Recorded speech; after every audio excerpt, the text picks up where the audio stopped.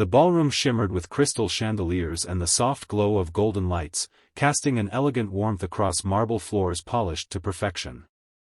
The gala had only just begun, but laughter and chatter already filled the air, a symphony of champagne glasses clinking and polite greetings exchanged between wealthy guests.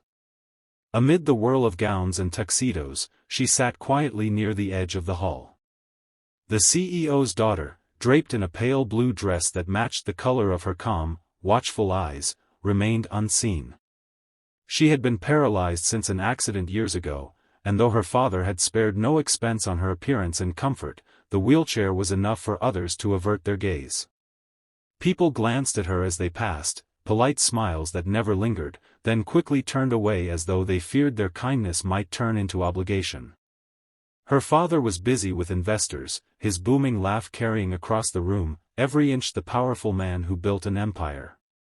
But he had no time to notice his daughter pressing her hands together tightly in her lap, her heart aching as she watched the other women twirl and laugh with their partners. The music, a gentle waltz, seemed to mock her stillness.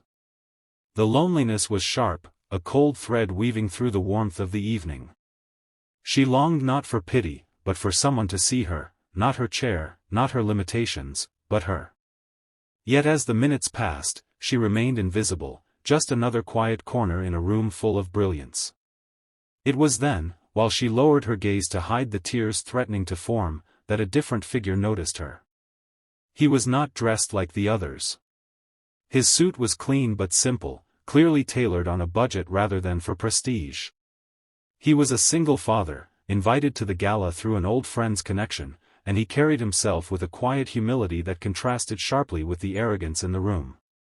At his side stood a little girl with chestnut curls, her eyes wide with wonder as she clutched his hand. The man's gaze drifted over the dancers, then settled on the girl in the wheelchair. Unlike the others, he didn't glance and move on. He paused. He noticed her solitude, the way she sat so still though the music begged for motion, the faint shadow of longing that crossed her face when she thought no one was watching. Something stirred in his chest, an ache of recognition. Without hesitation, he bent down to his daughter and whispered something. The little girl's face brightened, and together they crossed the floor. When they reached her, the single dad smiled warmly, the kind of smile untouched by pity, but rich with sincerity. He bowed slightly, as though she were royalty, and spoke softly. "Would you do me the honor of a dance?"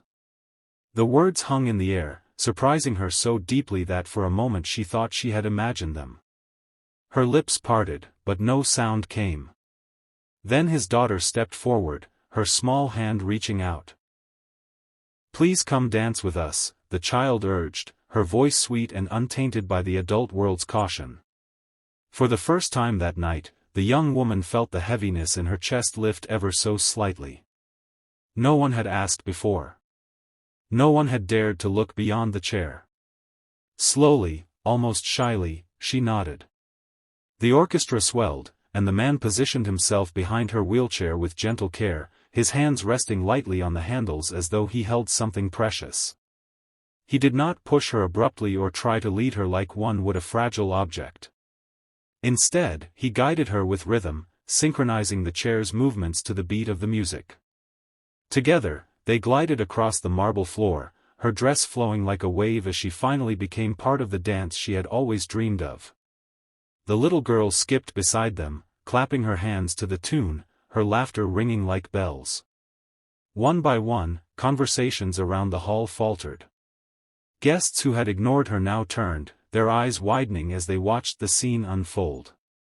There was no trace of pity in their stares, only astonishment at the beauty of the moment. The CEO, who had been speaking with a group of investors, turned too. His expression froze, his glass of wine suspended in his hand as he watched his daughter laugh, truly laugh, for the first time in years.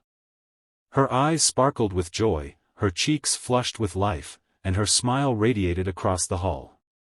He felt his heart clench with both pride and shame. How many nights had he overlooked her quiet pain while chasing success? Yet here was a man, a stranger, who had given her what all his wealth could not, the gift of being seen. As the dance continued, the room fell into silence except for the music. And in that moment, under the brilliance of the chandeliers and the gaze of everyone present, the young woman was not the CEO's paralyzed daughter. She was simply a girl dancing, her spirit soaring higher than any limitation could bind.